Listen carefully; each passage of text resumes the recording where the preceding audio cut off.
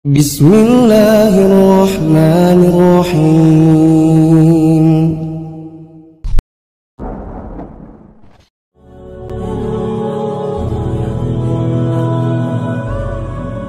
Assalamualaikum warahmatullahi wabarakatuh.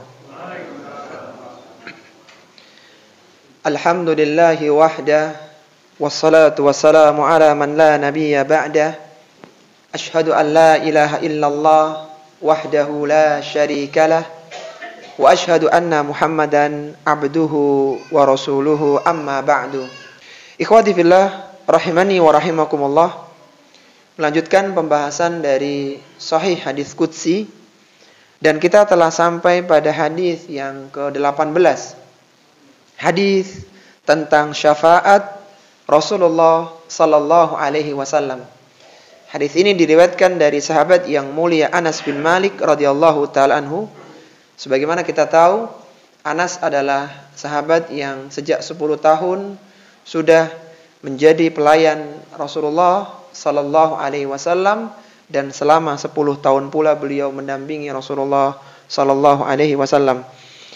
Dari sekian banyak hadis yang diriwayatkan oleh Anas bin Malik radhiyallahu taala anhu, maka ada satu hadis yang menyebutkan tentang syafaat Rasulullah sallallahu alaihi wasallam pada hari kiamat kelak. Diriwayatkan dari Anas bin Malik radhiyallahu taala anhu, ia berkata, Rasulullah sallallahu alaihi wasallam bersabda, yajma'ullahu an-nasa yaumal qiyamah. Allah Subhanahu wa taala akan mengumpulkan seluruh manusia pada hari kiamat. Fayaqulun, kemudian mereka akan berkata, itu manusia akan berkata, lawis tashfa'na ala rabbina, seandainya ada yang memintakan syafaat kepada Rabb kita, hatta yurihna min makanina, sampai kita bisa keluar, dibebaskan dari tempat ini, yaitu di padang mahsyar. Fayatuna Adam, maka manusia akan berbondong-bondong mendatangi Nabi Adam alaihi salatu wassalam. Fayaqulun, mereka mengatakan kepada Nabi Adam, antal ladzi khalaqallahu biyadihi, engkaulah makhluk yang diciptakan oleh Allah Subhanahu wa taala dengan tangannya, itu dengan tangan Allah Subhanahu wa taala yang mulia. Wa nafakha fika min ruhihi, dan meniupkan kepadamu dari ruhnya. Wa amaral malaikata fasajadu laka, dan Allah perintahkan kepada para malaikat agar bersujud kepadamu wahai Nabi Adam. Fashfa' lana inda rabbina, maka mintakan syafaat kepada Rabb kita. Fayaqulu, maka Nabi Adam alaihi salatu wasalam pun menjawab, lastu hunakum. Beliau mengatakan, aku tidak bisa melakukannya. Artinya aku bukanlah orang yang mampu memintakan syafaat, ini bukan hakku. Kemudian kata Nabi Adam alaihissalatu wassalam, wa yadhkuru khati'atahu, dan beliau menyebutkan kesalahannya, wa yaqulu, dan mengatakan, memberikan rekomendasi, i'tu Nuhan, datanglah kepada Nuh, awwala rasulin ba'athahullah, yang merupakan rasul yang pertama kali Allah utus di muka bumi ini. Fayatunahu, kemudian manusia pun berpindah kepada Nabi Nuh alaihi salatu wasalam. Fayaqulu, dan kemudian Nabi Nuh mengatakan, lastu hunakum, aku ini bukan hakku. Wa yazkuru khati'atahu, kemudian Nabi Nuh menyampaikan kesalahannya. I'tu Ibrahim alladhi ittakhadahu Allahu khalila, datanglah kalian kepada Nabi Ibrahim yang merupakan Khalilullah. Fayatunahu, dan akhirnya mereka pun berpindah kepada Nabi Ibrahim. Fayaqulu, maka Nabi Ibrahim mengatakan, lastu hunakum, ini bukan hakku. Wa yazkuru khati'atahu, kemudian Nabi Ibrahim pun menyebutkan kesalahan-kesalahannya. Kemudian merekomendasikan, i'tu Musa alladzi kallamahu Allah, datanglah kalian kepada Nabi Musa alaihi salatu wassalam, yang merupakan makhluk yang pernah diajak bicara oleh Allah secara langsung. Fayatunahu, lalu mereka berpindah kepada Nabi Musa. Fayaqulu, dan Nabi Musa mengatakan, lastu hunakum, ini bukan hakku. Fayadhkuru khati'atahu, dan disebutkan kesalahan-kesalahan Nabi Musa. I'tu Isa, direkomendasikan agar datang kepada Nabi Isa. Fayatunahu, mereka pun berpindah kepada Nabi Isa. Fayaqulu lastu hunakum, Nabi Isa pun mengatakan, ini bukan hakku. I'tu Muhammadan sallallahu alaihi wasallam, datanglah kalian kepada Muhammad sallallahu alaihi wasallam. Faqad ghufira lahu ma taqaddama min dambihi wa ma ta'akhkhar, karena dia adalah nabi yang telah diampuni dosanya yang sebelum dan setelahnya. Kemudian kata Nabi sallallahu alaihi wasallam yang menceritakan hadis ini, fayatuni, akhirnya mereka pun mendatangiku. Fa astadzinu ala rabbi, dan aku minta izin kepada Rabbku. Fa idza ra'aituhu waqa'tu sajidan, ketika Rabbku melihatku maka aku pun bersujud. Fayada'uni ma syaa, Allah memberikan izin kepadaku untuk berdoa sekehendaknya. Tsumma yuqalu li, kemudian mengatakan kepadaku, irfa ra'sak, angkatlah kepalamu. Sal tu'tah, mintalah, niscaya engkau akan diberi. Wa qul yusma, katakan maka permintaanmu akan didengar. Washfa tushaffa, berilah syafaat maka syafaatmu akan dikabulkan. Fa arfa'u ra'si, maka aku pun mengangkat kepalaku. Fa ahmadu rabbi bitahmidin yu'allimuni, maka aku memuji Rabbku dengan pujian yang diajarkannya kepada aku. Tsumma ashfa'u, kemudian aku memberikan syafaat. Fayahuddu li haddan, dan dia menentukan kepadaku orang-orang yang ditentukan untuk boleh mendapatkan syafaat. Tsumma ukhrijuhum minan nari, aku keluarkan mereka dari neraka. Wa udkhiluhumul jannata, dan aku dimasukkan mereka ke dalam surga. Tsumma ad'u, kemudian aku kembali berdoa. Fa aqa'u sajidan mithlahu, dan aku bersujud seperti sebelumnya. Fi tsalitsati awir rabi'ati, untuk sujud yang ketiga atau yang keempat. Hatta ma baqiya finnar, sampai tidak ada yang tersisa di neraka. Illa man habasahul Qur'an, kecuali orang-orang yang ditahan oleh Al-Quran.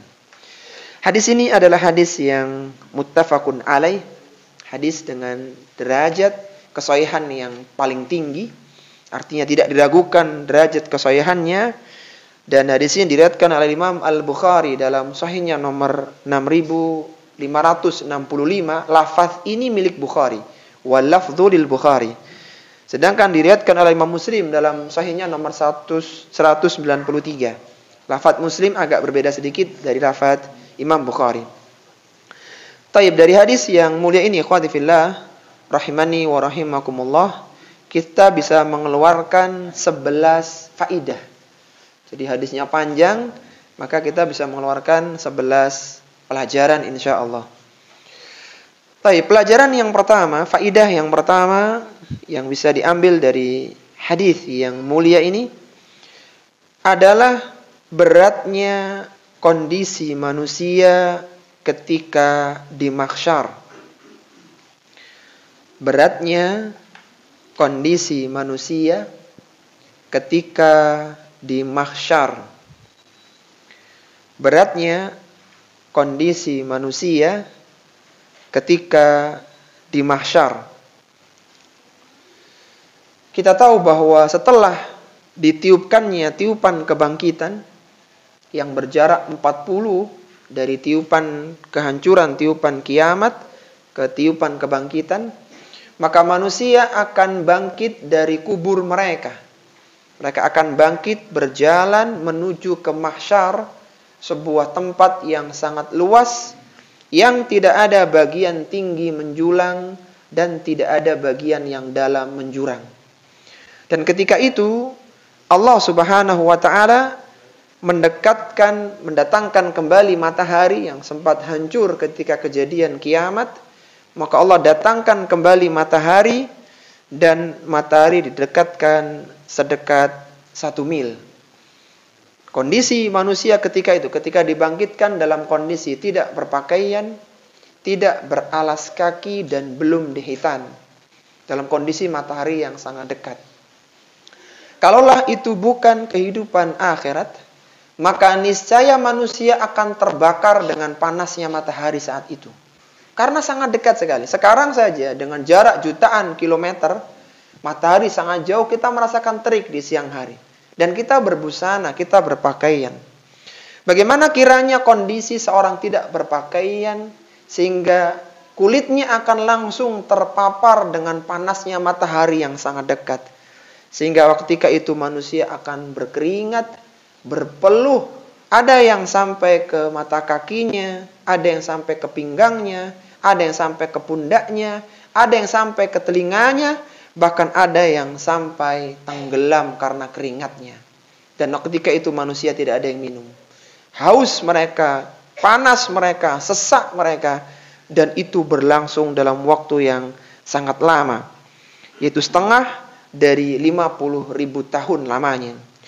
Sebagaimana Rasulullah sallallahu alaihi wasallam pernah bersabda, "Yauma yaqumun nasu lirabbil alamin."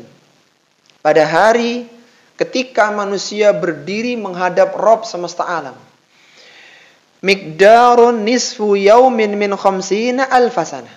Yang lamanya mereka berdiri itu adalah setengah dari 50.000 tahun. Jadi mereka berdiri selama 25.000 tahun lamanya. Wa yuhawwinu dzalika 'alal mu'min katadalli syamsi lil ghurubi ila an taghruba. Tapi bagi orang-orang yang beriman, Allah mudahkan seperti hanya menunggu matahari yang akan terbenam.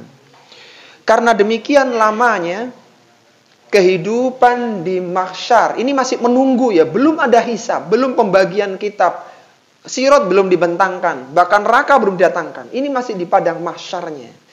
Itu manusia menunggu dalam waktu yang sangat lama. Sehingga ketika mereka tahu mereka menanti dalam waktu yang panjang itu, ketika mereka ingat kehidupan dulu di dunia, maka mereka merasa tidak hidup di dunia kecuali hanya sebentar saja. Allah sebutkan dalam Al-Quran, wa yauma yahsyuruhum ka'allam yalbathu illa sa'atan min nahar. Ingatlah hari ketika Allah mengumpulkan manusia, ketika di mahsyar, maka mereka merasa tidak tinggal di dunia illa sa'atan min nahar, kecuali secuil dari siang hari saja. Di akhir surat An-Nazi'at Allah Subhanahu wa taala menyebutkan perkataan orang-orang di mahsyar ketika mereka tahu kondisi berat di mahsyar dan tunggu yang sangat lama. Belum ada persidangan waktu itu, ini masih menunggu saja. Maka mereka mengatakan, ka'annahum yawma yarawnaha lam yalbathu illa 'ashiyatan aw duhaha. Kata mereka, kita seolah-olah tidak pernah tinggal di dunia. Illa 'ashiyatan. Ashiyah adalah waktu antara zuhur dengan asar, atau zuhur sampai terbenam matahari, itu ashiyah.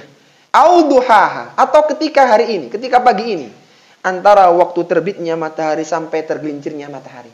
Itulah 60, 70, bahkan 100 tahun yang manusia berebut dunia di dalamnya. Itu hanya ashiyah au duhaha.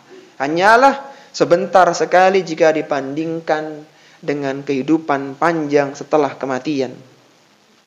Maka ketika itu manusia merasakan panas yang luar biasa, kondisi yang sangat sesak, dan akhirnya mereka pun mendatangi para nabi dan rasul untuk minta disegerakan persidangan atau hisab. Dan kembali lagi yang kita sampaikan bahwa matahari akan Allah dekatkan kepada mereka dan kondisi menjadi sangat berat untuk manusia. Diriwayatkan dari Abu Hurairah radhiyallahu taala anhu, kunna ma'an nabi sallallahu alaihi wasallam fi da'watin. Suatu ketika kami pernah bersama dengan Nabi sallallahu alaihi wasallam dalam satu undangan jamuan makan. Farufi'a ilaihi dhira'u. Maka disuguhkan kepada Nabi paha kambing, dan itu adalah kesukaan beliau sallallahu alaihi wasallam. Wa kanat tujibuhu fanahasa minha nahzatan. Maka beliau pun kagum ya, bagaimana potongan kambing itu tersedia dengan cepat ya, dengan cepat dan matang kepada beliau, dan akhirnya beliau pun menggigitnya gitu, menikmati hidangan tersebut. Waqala, kemudian beliau setelah itu mengatakan, ana sayyidul qaumi yaumal qiyamah. Setelah menikmati paha kambing tadi, beliau mengatakan, aku adalah sayyidul qaumi, tuannya manusia pada hari kiamat. Hal tadruna bima, tahukah kalian mengapa aku dijadikan sebagai sayyidul qaum atau tuannya manusia ketika itu? Kemudian beliau mengatakan, ya juma'ullahul awwalina wal akhirina fi sa'idin wahidin. Allah kumpulkan manusia di padang luas yang satu. Fayubsiruhumun nadhiru wa yusmi'uhumud da'i. Dan di padang itu, tanah yang lapang itu, mereka bisa melihat semua manusia yang ada, karena nggak ada penghalangnya, nggak ada yang tinggi menjulang. Dan wa yusmi'uhumud da'i, dan semua suara itu terdengar. Yang kita sering sampaikan, kenapa dijadikan mahsyar, tidak dijadikan bulat? Karena supaya ketika ada persidangan di ujung kanan, itu manusia di ujung kiri pun bisa melihat, itu ada yang disidang begitu. Dan suaranya terdengar tanpa pengeras. Dijadikan mahsyar, itu terlihat semuanya. Kemudian watadnu minhum syamsu, dan Allah mendekatkan matahari sedekat 1 mil. Fayaqulu ba'dun nas, dan sebagian manusia akan berkata, ala tarawna ila ma antum fihi ila ma balaghakum. Mereka mengatakan, apakah kalian tidak melihat kondisi kalian sekarang ini? Artinya kita kepanasan sekarang ini. Ala tanduruna ila man yashfa'u lakum ila rabbikum. Apakah enggak ada yang berinisiatif kita minta kepada Allah agar segera disidang, supaya segera pindah tempat, enggak di mahsyar. Kalaulah seorang harus masuk neraka, biar segera ke neraka. Kalau dia mendapatkan surga, biar segera pindah ke surga. Tidak tertahan di mahsyar begitu. Ini gambaran kondisi, salah satu gambaran ketika di mahsyar mereka akan merasakan panas, merasakan kelelahan, dan mereka harus menderita, sehingga mereka pun berinisiatif untuk coba datangi orang-orang penting. Coba kita ke Nabi Adam, karena Nabi Adam adalah makhluk yang Allah ciptakan dengan kedua tangannya. Itu cerita kenapa keluar pernyataan tadi itu, karena mereka merasa kesulitan atau keberatan tersiksa di padang mahsyar. Taib. Kemudian kita berpindah pada faedah yang kedua, yaitu faedah dari hadis Anas bin Malik ini. Faedah kedua adalah keutamaan Nabi Adam alaihi salam. Keutamaan Nabi Adam alaihi salam. Keutamaan Nabi Adam alaihi salam. Disebutkan dalam hadis tadi, hadis yang awal tentang manusia yang berada di mahsyar dan mereka merasakan kepanasan. Akhirnya mereka berinisiatif untuk mendatangi Nabi Adam. Faya'tuna Adam, datanglah mereka kepada Nabi Adam. Kenapa Nabi Adam yang dipilih? Karena menurut mereka, kata mereka yang disampaikan kepada Nabi Adam, antalladzi khalaqakallahu biyadai. Engkaulah satu-satunya makhluk yang diciptakan langsung dengan tangan Allah Subhanahu wa ta'ala. Ini keutamaan Nabi Adam. Makhluk yang lainnya dilahirkan, Nabi Adam diciptakan langsung dengan kedua tangan Allah Subhanahu wa ta'ala yang mulia. Wa nafakha fika min ruhi. Allah tiupkan kepadamu ruhnya. Wa amaral malaikata fasajadu laka, dan tidak ada makhluk yang diperintahkan untuk malaikat sujud kepada makhluk itu kecuali engkau. Itu engkau Nabi Adam alaihissalatu wassalam. Maka setelah menunjukkan keutamaan Nabi Adam di atas seluruh makhluk, mereka mengatakan fashfa' lana inda rabbina. Maka tolong mintakan syafaat agar kita segera diproses untuk persidangan sehingga bisa keluar dari mahsyar ini. Maka Nabi Adam mengatakan lastuhunakum. Aku tidak punya hak untuk memberikan syafaat. Fayazkuru khati'atahu. Kemudian Nabi Adam memberikan alasan kesalahan-kesalahan yang beliau pernah lakukan. Nabi Adam alaihissalatu wassalam adalah nabi yang pertama kali makhluk manusia yang pertama kali yang Allah ciptakan dengan kedua tangannya, yang malaikat diperintahkan bersujud kepada beliau. Namun Nabi Adam ini juga pernah melakukan sebuah kesalahan, dan karena kesalahan itu, ketawaduan Nabi Adam alaihissalatu wassalam, maka beliau malu untuk meminta kepada Allah Subhanahu wa ta'ala. Dan ini merupakan keutamaan tersendiri para nabi dan rasul. Jadi mereka malu, merasa nggak pantas kayaknya kalau ana yang minta kepada Allah. Sebagaimana dikatakan dalam pepatah, hasanatul abrar sayyiatul muqarrabin. Kebaikan orang yang baik itu keburukan bagi orang yang dekat dengan Allah. Jadi kadang secara kasat mata itu biasa gitu. Itu kesalahan yang ma'dzur, yang bisa ditolerir, yang bisa dimaklumi. Itu bagi kita manusia biasa. Tapi bagi karangan muqarrabin itu sebuah keburukan. Sebuah keburukan. Sama seperti misalnya, kalau ada orang awam itu belajar misalnya dengan atau makan di pinggir jalan misalnya, itu biasa, itu orang awam. Tapi bagi seorang talibul ilm atau bahkan seorang ulama, itu makan di pinggir jalan itu mengurangi muru'ah, kewibawaan. Tidak dosa, tapi tidak pantas begitu.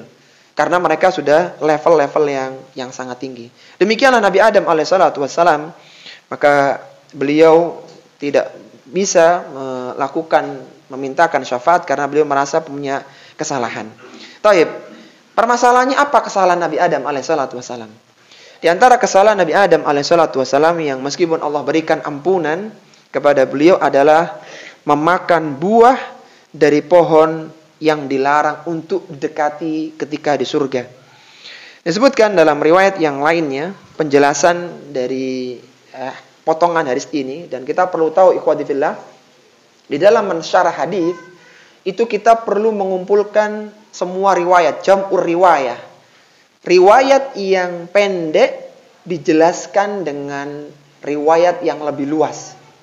Jadi di dalam syarah hadis itu ada 3 metodologinya atau 3 urutan tahapan pensyarahan atau 3 tahapan dalam mensyarah hadis. Yang pertama, hadis disyarah atau dijelaskan dengan Al-Quran. Nanti insya Allah ada di hadis kita ini. Jadi hadisnya pendek, penjelasannya ada maktub, tertulis di dalam Al-Quran.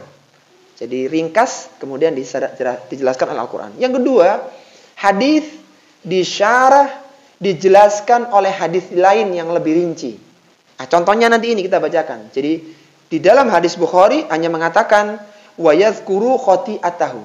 Kemudian Nabi Adam menyebutkan kesalahannya. Kesalahannya apa? Enggak disebutin di situ. Adanya di dalam riwayat yang lainnya. Sehingga haruslah jam'ur riwayah. Kita kumpulkan semua riwayat, jalur-jalur periwayatan yang riwayatnya sedikit dijelaskan dengan yang redaksinya lebih panjang. Sehingga hadis disyarah dengan hadis yang lainnya. Kemudian level yang ketiga, di dalam syarah hadis adalah hadis disyarah dengan perkataan para ulama. Dan alhamdulillah hampir semua kitab-kitab hadis ada syarahnya sekarang. Bukhari ada Fathul Bari, ada Umdatul Qari, dan yang lainnya ada Irsyadus Syari, dan yang lainnya ada banyak. Kemudian di Muslim ada syarahnya Imam Nawawi Al-Minhaj, syarah Sahih Muslim bin Hajjaj. Di Tirmidzi ada Tuhfatul Ahwadhi, dan yang lainnya sangat banyak sekali. Intinya kita cukup merujuk di syarah-syarah yang sudah dibuat oleh para ulama. Baik, mungkin sebagai tambahan ilmu ya. Tahapan dalam mensyarah hadis tadi ada 3. Yang pertama apa? Hadis disyarah oleh Al-Quran. Yang kedua, hadis dengan hadis. Yang ketiga, hadis dengan perkataan ulama. Sudah cukup. Jadi kita nggak perlu membuat syarah sendiri karena sudah ada ulama yang pakar di situ. Taib. Disebutkan dalam riwayat yang lainnya, tentang kesalahan Nabi Adam alaihissalatu wassalam, Rasulullah sallallahu alaihi wasallam bersabda, fayaqulu Adam, maka Adam mengatakan, inna rabbi qad ghadiba al-yawma ghadban. Sesungguhnya Rabbku pada hari ini sangat murka sekali. Lam yaghdab qablahu mithlahu walan yaghdaba ba'dahu mithlahu. Yang tidak pernah Allah murka sebelum dan setelah ini. Ini murka Allah yang sangat besar sekali, kata Nabi Adam. Wa innahu qad nahani anis syajarati. Ini kesalahannya disebutin Nabi Adam, tapi riwayat yang lain. Wa innahu qad nahani anis syajarati. Aku ini dulu pernah dilarang untuk mendekati sebuah pohon, fa asaituhu nafsi. Fa asaituhu, dan aku bermaksiat, melakukan kesalahan sampai memakan pohon buah itu. Kemudian kata Nabi Adam, nafsi, nafsi, nafsi. Diri sendiri, diri sendiri, diri sendiri. Aku nggak bisa. Jadi kesalahan Nabi Adam alaihissalam itu mendekati pohon yang terlarang, bahkan sampai memakannya sehingga terbukalah auratnya, dan Nabi Adam pun mengambil warakil jannah, mengambil daun-daunan surga untuk menutupi auratnya. Kemudian beliau mengatakan, idhabu ila ghairi, pergilah kepada nabi yang lainnya.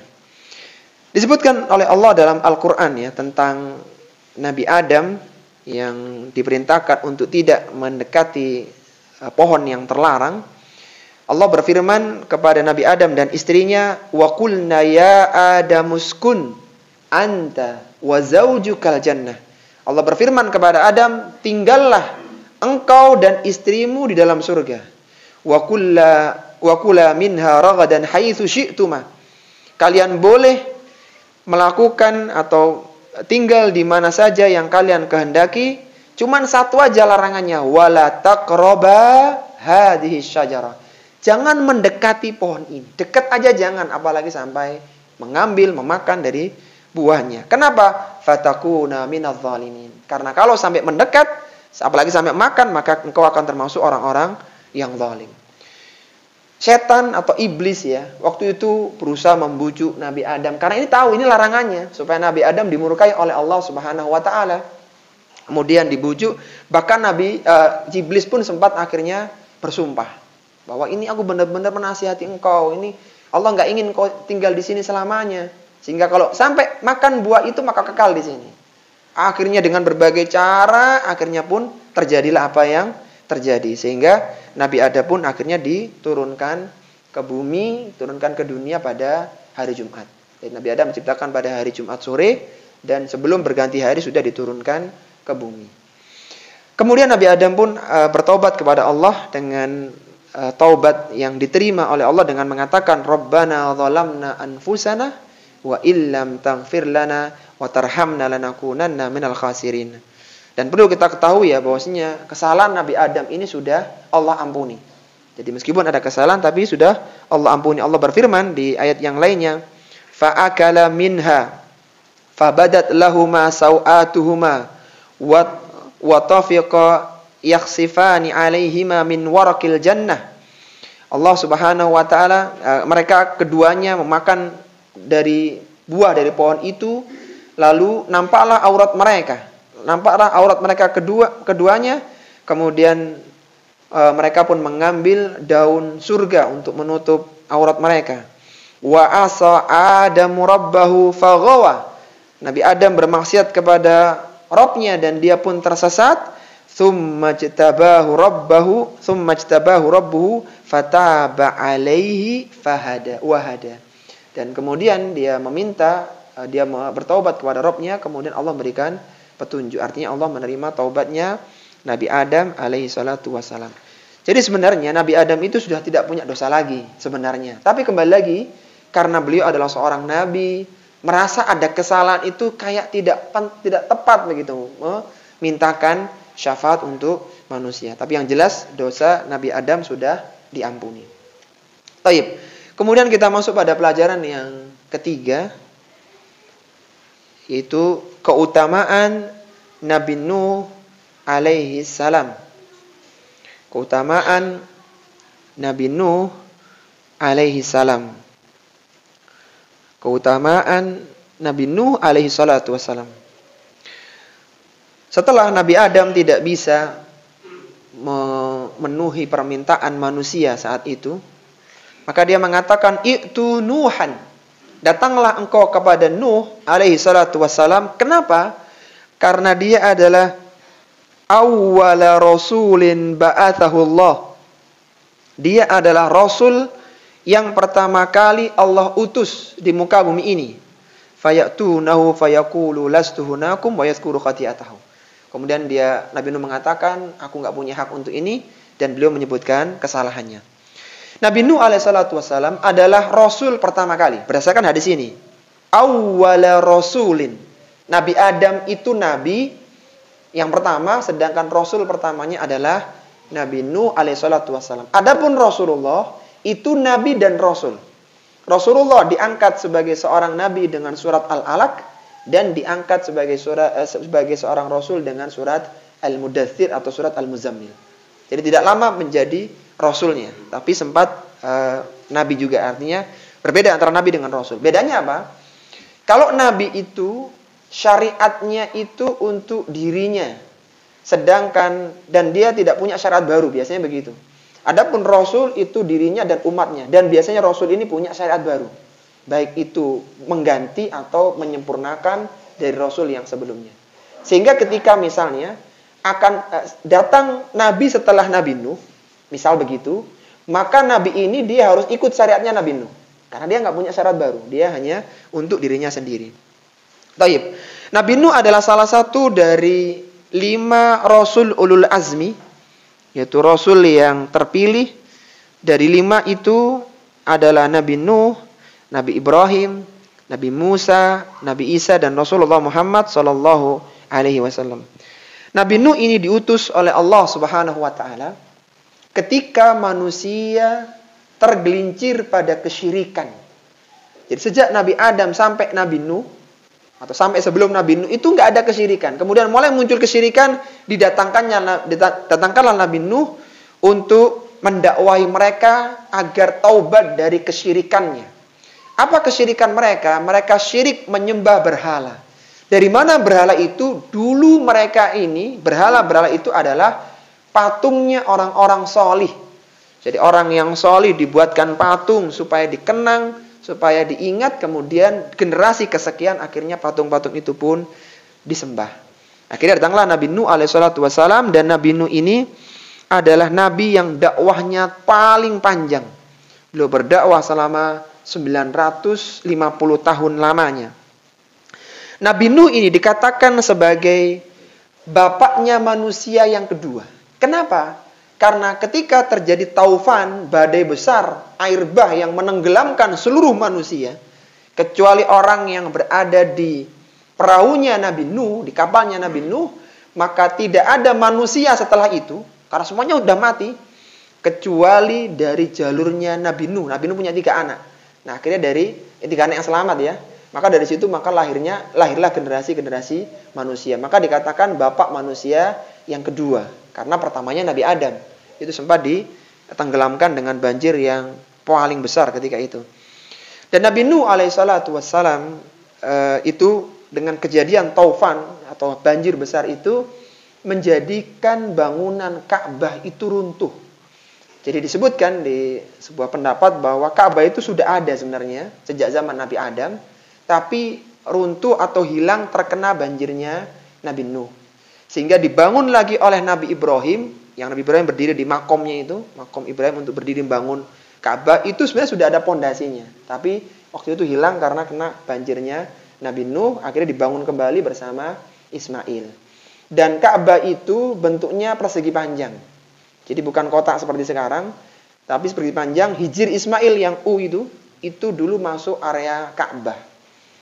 Kenapa kok hanya dijadikan seperti itu? Waktu itu bangsa Arab ketika membangun Ka'bah ya, sempat juga terkena banjir pada masa jahiliyah ya, setelah paskanya Nabi Ibrahim. Maka mereka membangun dan mereka meyakini bahwa ini tempat suci, ini adalah poros peribadahan umatnya Nabi Ibrahim ya. Maka mereka tidak ingin membangun Ka'bah dengan harta yang haram.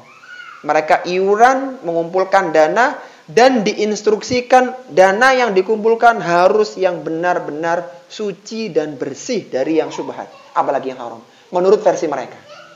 Sehingga dikumpulkanlah dana, waktu itu dibangun bangunan, dananya kurang.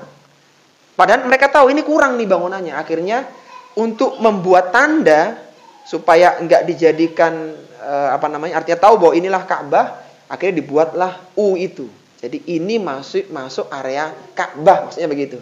Makanya bagi orang yang ingin sholat di dalam Ka'bah, cukup dia sholat di Hijir Ismail. Karena itu masih masuk area Ka'bah. Dan ketika seorang tawaf maka tidak boleh masuk di dalam hijir Ismail karena itu masih area Ka'bah. Baik. Kembali lagi dalam kisah Nabi Nuh. Jadi Nabi Nuh adalah bapak yang kedua karena semua manusia itu ditenggelamkan oleh Allah kecuali jalurnya anak-anaknya Nabi Nuh alaihissalatu wassalam. Baik. Disebutkan dalam hadis ini bahwa Nabi Nuh wa yadhkuru khati'atahu. Nabi Nuh menyebutkan kesalahannya. Apa kesalahannya Nabi Nuh?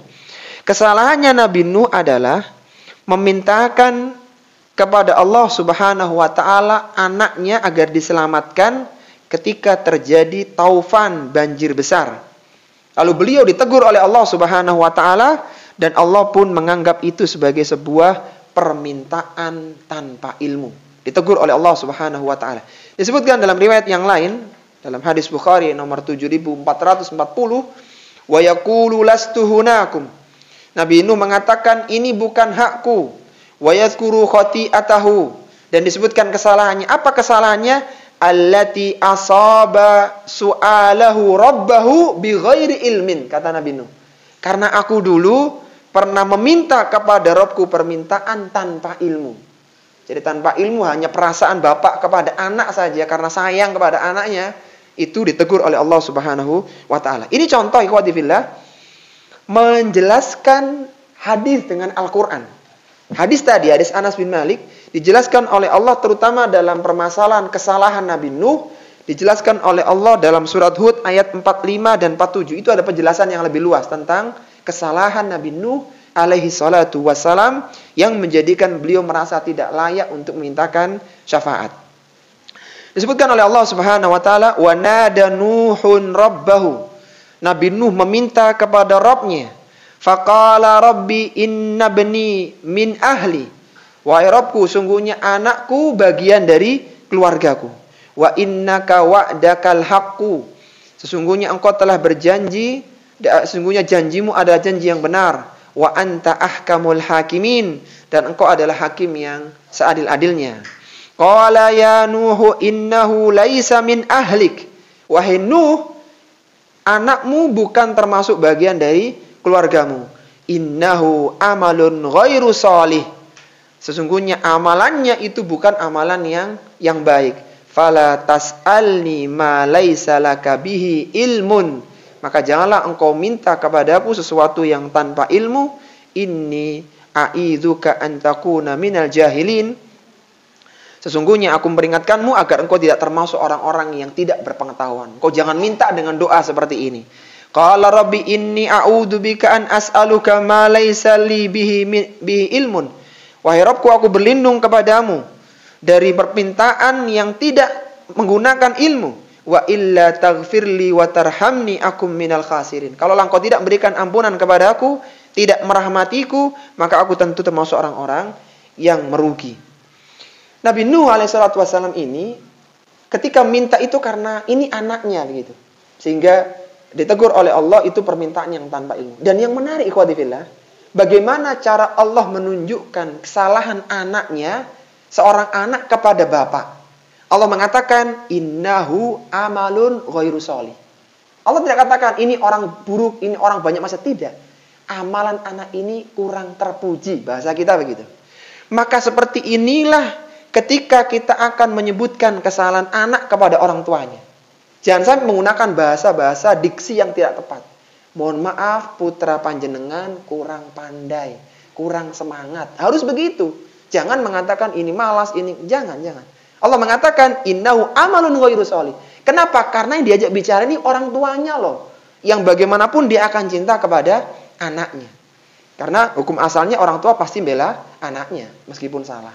Jadi Allah menyebutkan innahu amalun ghairu shalih. Allah tidak ingin menyakiti perasaan Nabi Nuh yang cinta kepada anaknya. Tapi ini sebuah kesalahan yang ditegur oleh Allah Subhanahu wa taala yang menjadikan Nabi Nuh pun akhirnya tidak bersedia untuk mintakan syafaat.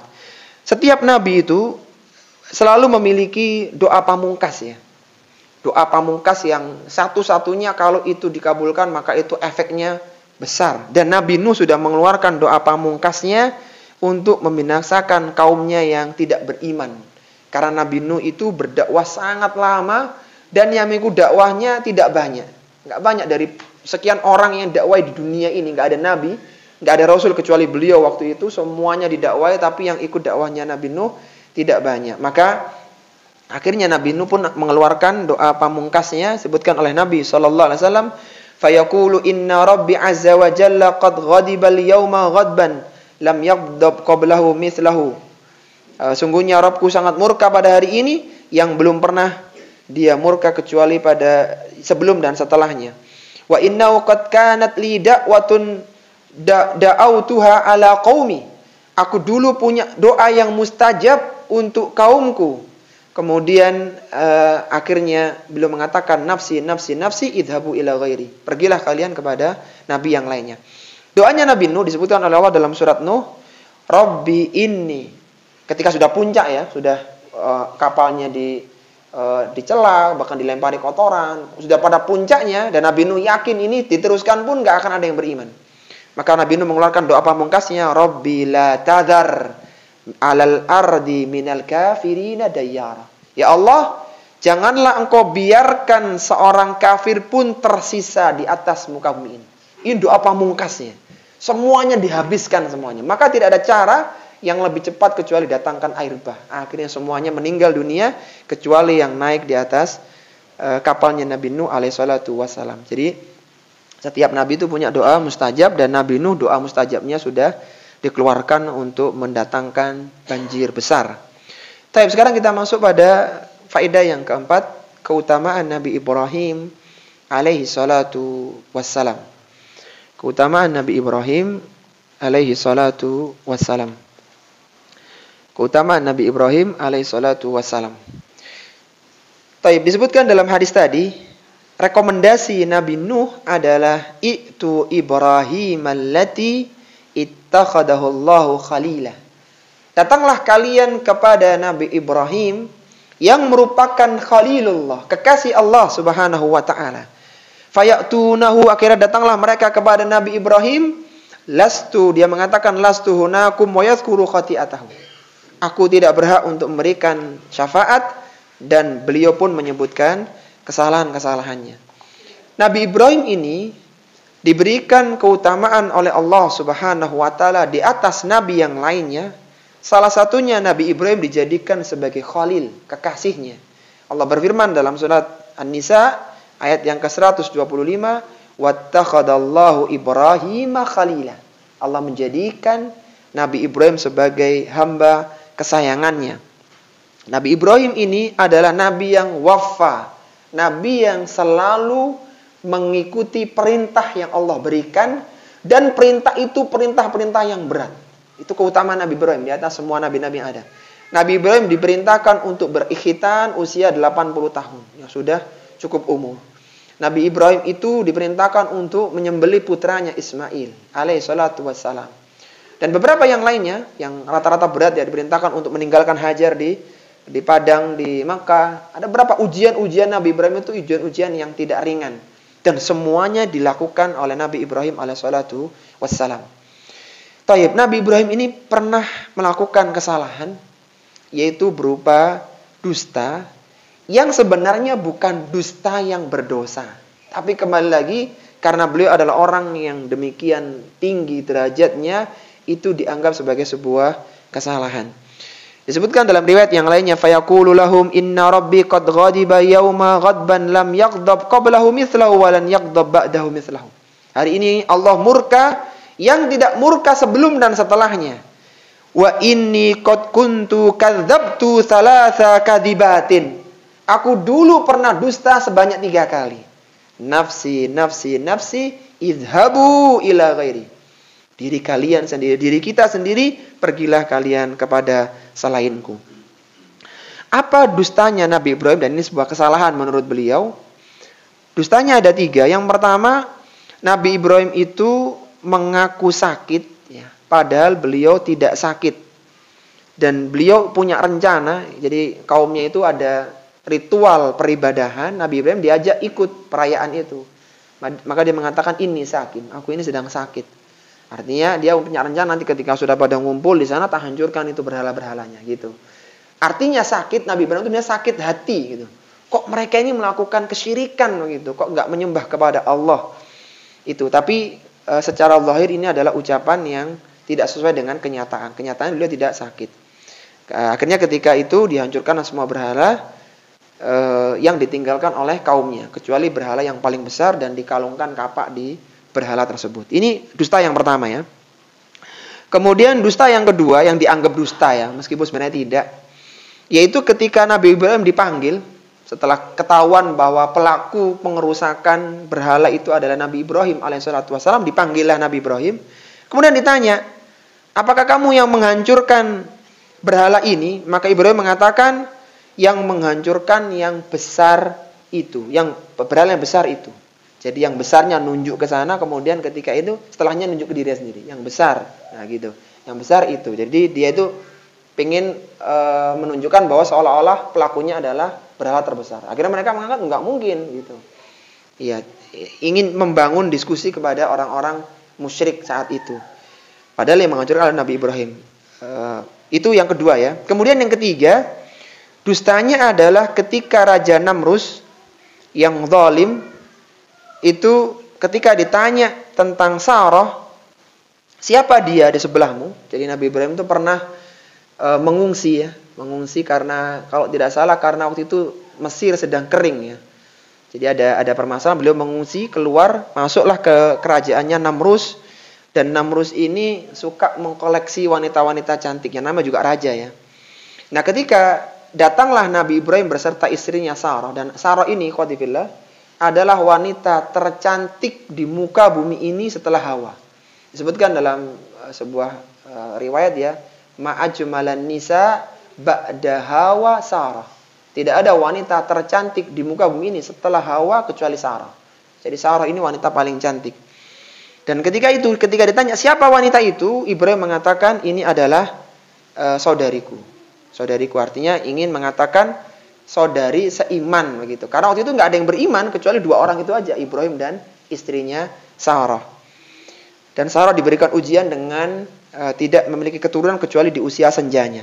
Kenapa sampai mengatakan begitu? Karena kalau sampai tahu ini istrinya, maka raja itu akan punya skema untuk bagaimana memisahkan Ibrahim dengan istrinya. Sudah dikatakan begitu saja, Sarah ini sempat di karantina. Meskipun ketika akan dijamah oleh Raja Namrus, Sarah pun berdoa dan kehormatan Sarah pun tetap terjaga. Tidak sampai tersentuh oleh Raja Namrus. Ringkasnya begitu. Tapi sebagaimana disebutkan oleh Nabi SAW dalam hadis yang lainnya, fayaqulu lastu hunakum inni kadzabtu fil islami thalatha kadibatin. Aku pernah berdusta dalam Islam selama sebanyak 3 kali. Agama semua nabi itu sama, itu agama Islam. Wallahi in jadala bihinna illa an dinillahi, yaitu demi Allah dusta tersebut tidak dilakukan kecuali untuk membela agama Allah. Yaitu pertama dia itu ia mengatakan inni sakim, aku ini sedang sakit. Wa qauluhu qala bal fa'alahu Allahu kabiruhum hadza. Nah, itu. Jadi ketika ditanya siapa yang menghancurkan berhala ini, dia mengatakan bal fa'alahu kabiruhum hadza. Yang melakukan itu yang gede ini gitu. Kabiruhum hadza. Fas'aluhum in kanu yantiqun, maka tanya kepada berhala itu kalau dia bisa bicara, gitu Nabi Ibrahim. Wa qauluhu, dan perkataan untuk istrinya limraatihi hina ata 'alal malik, ketika datang kepada Raja Namrus, maka dia mengatakan, siapa dia? Dia katakan ukhti, ini saudariku. Wa innahu la yuhimmuni al-yauma illa nafsi. Padahal saat itu tidak, yang aku pikirkan adalah diri sendiri, yaitu nggak ada yang beriman kecuali hanya mereka berdua. Dan sebenarnya 3 kalimat ini kembali lagi adalah ucapan sindiran yang jika ditakwilkan maka tidak mengandung kedustaan. Namun karena zahirnya itu dusta ya, nggak sesuai dengan kenyataan, maka dianggap sebagai sebuah kesalahan. Jadi boleh ya, di dalam syariat kita itu boleh kita tidak menyampaikan sesuai dengan kenyataan, tapi juga nggak dusta. Jadi itu boleh, tapi nggak boleh sering-sering. Karena kalau sering-sering ya akhirnya orang nggak percaya. Kayak tadi, jadi orang itu menganggapnya dekat, kita mengatakan yang maksudnya jauh. Pernah suatu ketika ya Rasulullah itu ketika dalam perang Badar ya, saya ingat perang Badar, tanya kepada seorang pengembala, seorang Arab Badui gunung. Di mana posisi orang Quraisy sekarang dan di mana posisi Muhammad? Orang dia ini Rasulullah Muhammad begitu. Kata orang itu, aku nggak mau ngasih tahu, kecuali kalian mau ngasih tahu dari mana kalian datang gitu. Kata Nabi, aku akan kasih tahu dari mana aku datang setelah kamu kasih tahu di mana posisi Quraisy, di mana posisi Muhammad. Gitu. Akhirnya ini kan strategi perang ya. Kemudian kata orang ini, posisi Quraisy sekarang berada di sini dan posisi Muhammad berada di situ kalau informasiku tidak salah. Dan ternyata benar, orang itu benar. Dia tahu kan, dia kan pengembala kan bisa lihat manapun, nggak dicurigai sebagai mata-mata. Kemudian ganti orang tanya, sekarang kalian dari mana? Maka dia mengatakan, nahnu min ma. Gitu. Kami dari ma. Ma artinya dari air mani. Sedangkan orang ini nangkepnya, oh dari kabilah ma. Oh dari kabilah yang jauh sana. Jadi mereka nangkepnya jauh, sedangkan maksudnya Nabi adalah air mani. Karena kalau dibuka ya saya Rasulullah. Loh berarti di sini gitu kan. Jadi itu kembali lagi diperbolehkan kita tidak menyampaikan yang tidak sebenarnya, tapi tidak terjerumus pada dusta. Kita memaksudkan yang jauh, orang menganggapnya yang dekat. Tapi kembali lagi ini jangan sering-sering. Ya. Kalau terjepit, kita mengatakan seperti itu. Tapi tidak boleh sering-sering. Sama yang dilakukan oleh Nabi Ibrahim itu semacam tadi.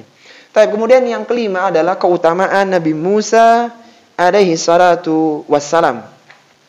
Utamaan Nabi Musa alaihi salatu wassalam. Keutamaan Nabi Musa alaihi salatu wassalam. Disebutkan dalam hadis tadi, "I'tu Musa alladhi kallamahu Allah." Datanglah kalian kepada Nabi Musa yang merupakan makhluk yang diajak bicara oleh Allah secara langsung. Fayaqulu lastu hunakum fayadhkuru khati'atahu. Nabi Musa pun mengatakan ini bukan hakku dan Nabi Musa menyebutkan kesalahannya. Nabi Musa ini adalah nabi yang paling mulia di kalangan Bani Israel. Yang paling utama dari sekian nabi Bani Israel adalah Nabi Musa alaihissalatu wassalam. Bahkan syariat yang paling besar di kalangan Bani Israel adalah syariat yang ada dalam Taurat yang dibawa oleh Nabi Musa alaihissalatu wassalam. Nabi Musa adalah nabi yang kisahnya disebutkan paling banyak dalam Al-Quran dibandingkan dengan nabi lain. Meskipun kisah yang paling bagus adalah kisahnya Nabi Yusuf karena disebutkan dengan runut berdasarkan kronologi. Adapun kisahnya Nabi Musa ini biasanya terpecah di beberapa surat di dalam Al-Quran. Nabi Musa ini adalah satu-satunya makhluk yang diajak bicara oleh Allah secara langsung ketika di dunia. Allah mengatakan wa kallamallahu Musa taklima. Dan Allah berbicara kepada Nabi Musa secara langsung yang ketika itu tidak ada nabi yang langsung berdialog dengan Allah kecuali hanya Nabi Musa dan Nabi Muhammad SAW ketika Isra Mi'raj. Yang langsung tanpa ada perantara malaikat. Ketika dipanggil untuk Isra Mi'raj dan diangkat ke langit untuk mendapatkan perintah salat.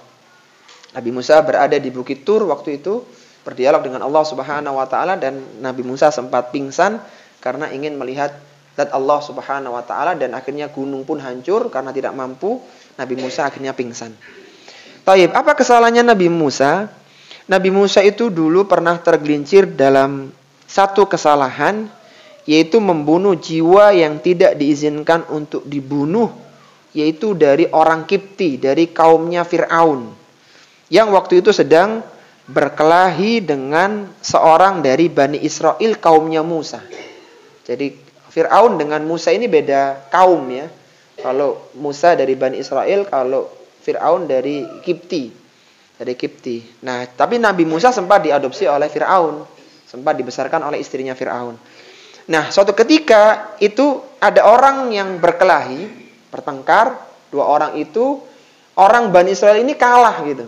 Dia datang kepada Nabi Musa, diadukan, begini begitu, dan Nabi Musa melihat, ini kaumku ini, itu kaumnya Fir'aun. Maka langsung orang dari kaumnya Fir'aun dipukul dan langsung mati. Disebutkan oleh Allah dalam Al-Quran di surat Al-Qasas.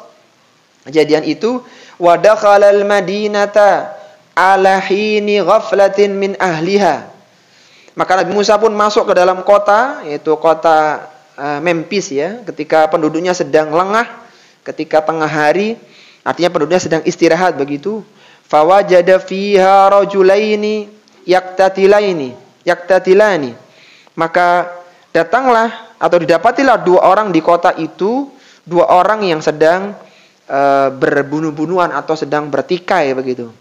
Hada min syi'ati wa hada min aduwihi.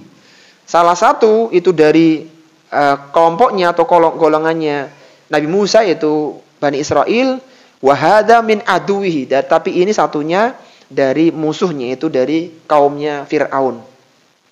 Fastaghathahu alladhi min syi'atihi 'ala alladhi min aduwihi. Maka tahu Nabi Musa datang, Nabi Musa ini sangat kuat ya. Maka yang kaumnya Nabi Musa ini pun minta perlindungan, minta bantuan kepada Nabi Musa atas musuhnya tersebut. Fawakazahu Musa faqabada alaihi. Maka Nabi Musa pun karena tahu ini kaumnya segera dibantu dan dipukul orang itu, faqabada alaihi, dan akhirnya orangnya itu mati. Ini kekuatannya Nabi Musa kayak gitu. Qala hadza min amali syaitan, ketika sudah terbunuh, wih, ini amalan setan ini. Innahu aduwwun mudillum mubin. Sungguhnya setan telah menyesatkan lagi nyata permusuhannya. Jadi itu terbunuh karena satu pukulan Nabi Musa alaihissalatu wassalam. Antum jangan kaget ya kalau satu pukulan itu bisa membunuh. Nabi Musa itu pernah dituduh, mohon maaf ya, buah pelirnya itu besar begitu, adar begitu. Itu isu yang berkembang. Kenapa kok viral berita itu? Karena Nabi Musa tidak suka mandi bareng-bareng. Bani Israel itu punya kebiasaan laki-lakinya mandi bareng. Ya mandi bareng tanpa busana begitu. Nabi Musa ini nggak suka seperti itu. Maka mereka ini buat isu, buat berita bahwa nggak ada yang menghalangi Nabi Musa kecuali karena dia itu punya adar. Adar itu mohon maaf pelirnya itu besar. Jadi dia nggak mau kelihatan itu hal tersebut begitu. Maka Allah Subhanahu wa taala ingin menunjukkan kepada Bani Israel bahwa bukan itu masalahnya. Akhirnya pas ketika Nabi Musa mandi, meletakkan bajunya, ini bukan di tempat umum ya, artinya tempat yang tertutup. Tiba-tiba Nabi Musa meletakkan bajunya, enak-enak mandi, bajunya dibawa pergi sama batunya itu, bajunya itu bisa jalan. Nabi Musa kan, loh mana baju? Dibawa batu. Dikejarlah batu itu sampai lewat di hadapan orang-orang yang mandi bareng di kalangan Bani Israel. Kemudian mereka melihat, ternyata nggak ada masalah. Gitu. Terlihat gitu kan, lewat. Karena saking malunya Nabi Musa ya, terpaksa telanjang sambil jalan, karena hikmah tadi, ketika ketangkep itu batu, maka dipukul oleh Nabi Musa sampai kata Abu Hurairah, ada sekitar 6 atau 7 bekas pukulan Nabi Musa di batu. Bayangkan. Batu sampai membekas karena pukulannya Nabi Musa alaihi salatu wassalam. Itu batu, bagaimana cuman manusia. Itu karena saking malunya Nabi Musa alaihi salatu wassalam. Intinya kesalahan yang pernah terjadi yaitu membunuh seorang dari orang bangsa Kipti. Taib, meskipun demikian Nabi Musa pun kesalahannya diampuni oleh Allah Subhanahu wa taala dan akhirnya memerintahkan kepada Nabi Isa. Sekarang kita masuk ke faedah yang keenam, yaitu keutamaan Nabi Isa alaihi salatu wassalam. Keutamaan Nabi Isa alaihi salatu wassalam. Keutamaan Nabi Isa alaihi salatu wassalam. Disebutkan dalam hadis tadi, setelah Nabi Musa tidak bisa memberikan syafaat, beliau mengatakan, "Itu Isa, fayatunahu fayaqulu lastu hunakum." Datanglah kepada Nabi Isa, dan Nabi Isa mengatakan, "Aku tidak berhak untuk melakukan ini." Yang menarik ikhwati fillah, Nabi Isa tidak menyebutkan kesalahannya. Nabi Adam menyebutkan, Nabi Nuh menyebutkan, Nabi Ibrahim menyebutkan, Nabi Musa pun menyebutkan. Ketika di Nabi Isa tidak disebutkan wa yadhkuru khati'atahu. Nabi Isa tidak menyebutkan atau tidak disebutkan beliau punya kesalahan.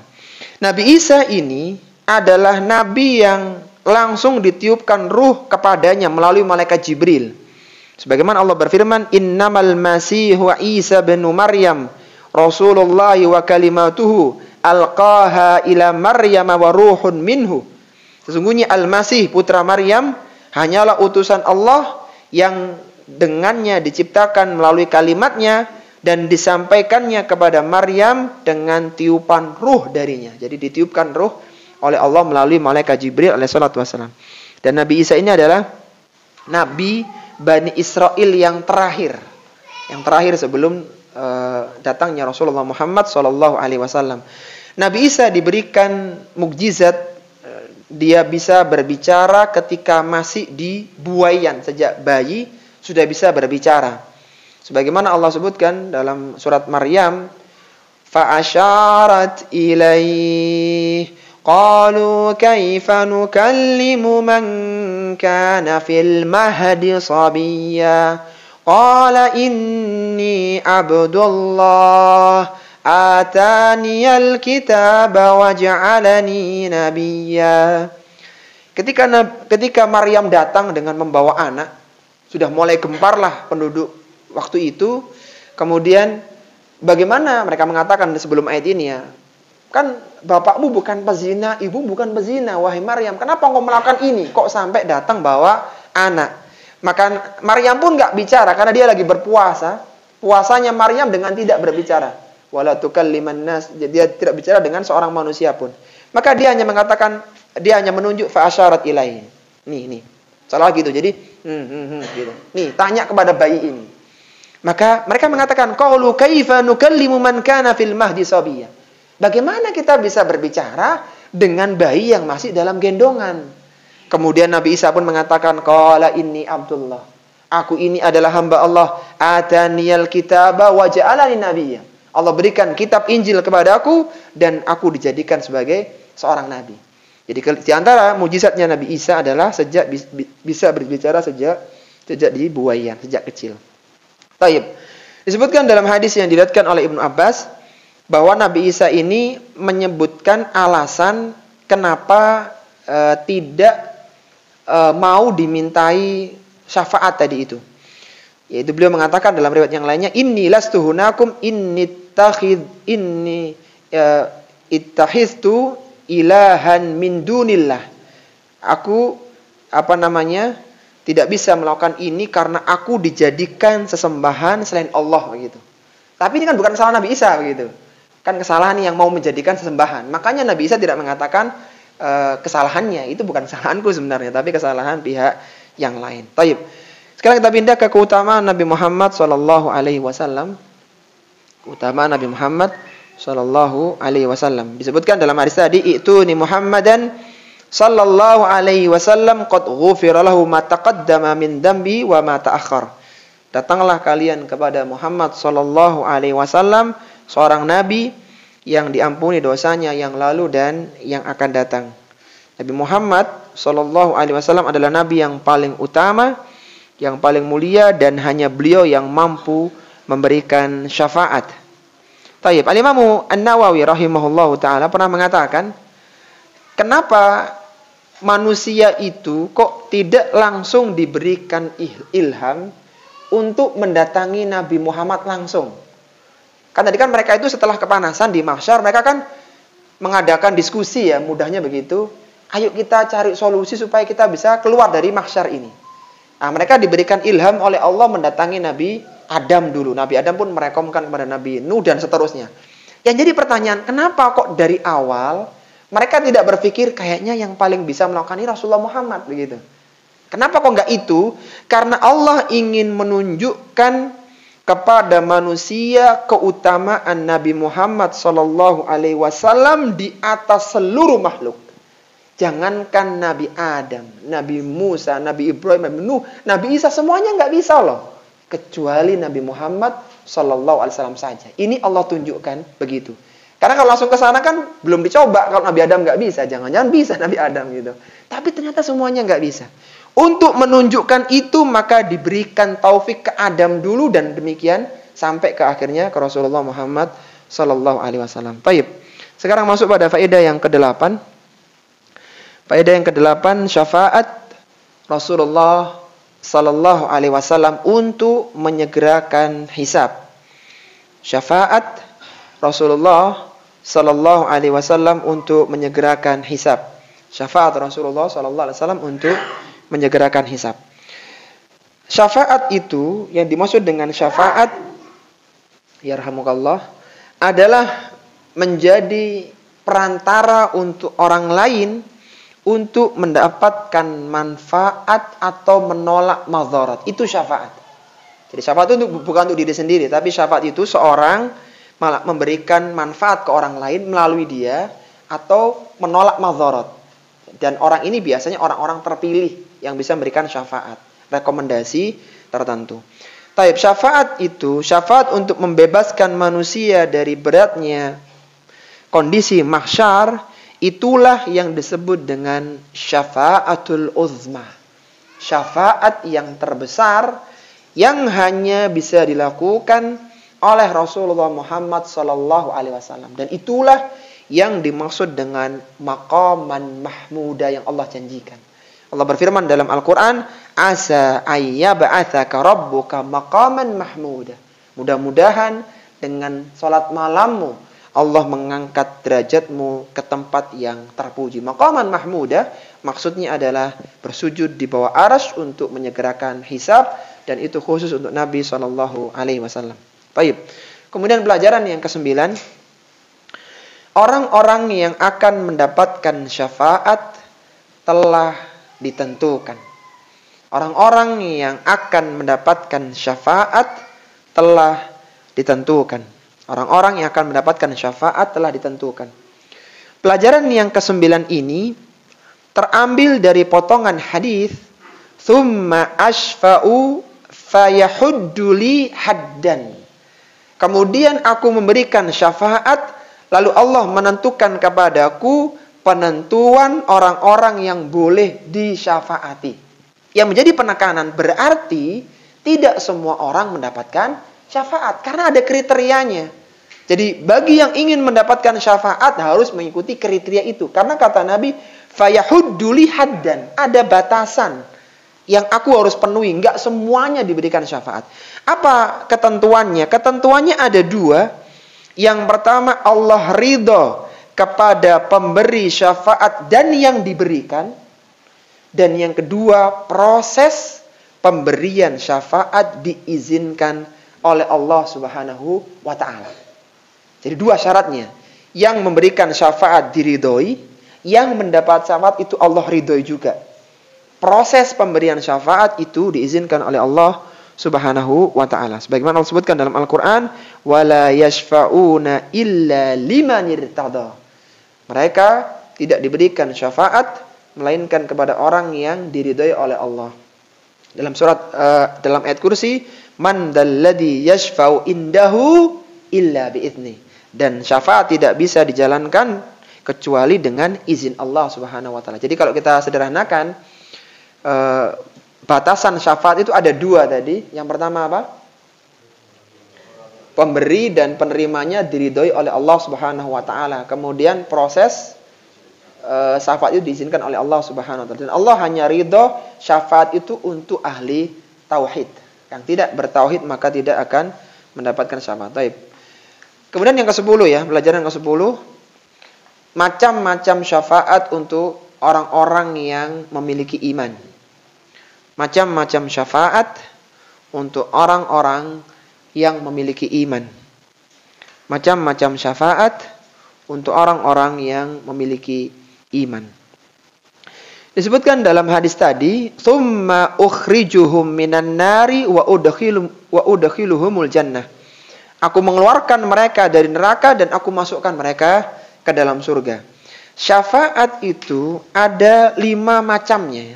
Syafaat yang disebutkan itu ada 5 macam. Yang pertama, syafaat yang khusus dimiliki oleh Rasulullah Sallallahu Alaihi Wasallam saja dan tidak dimiliki oleh yang lainnya. Syafaat khusus dimiliki oleh Rasulullah Sallallahu Alaihi Wasallam atau yang diberikan oleh Rasulullah Sallallahu Alaihi Wasallam.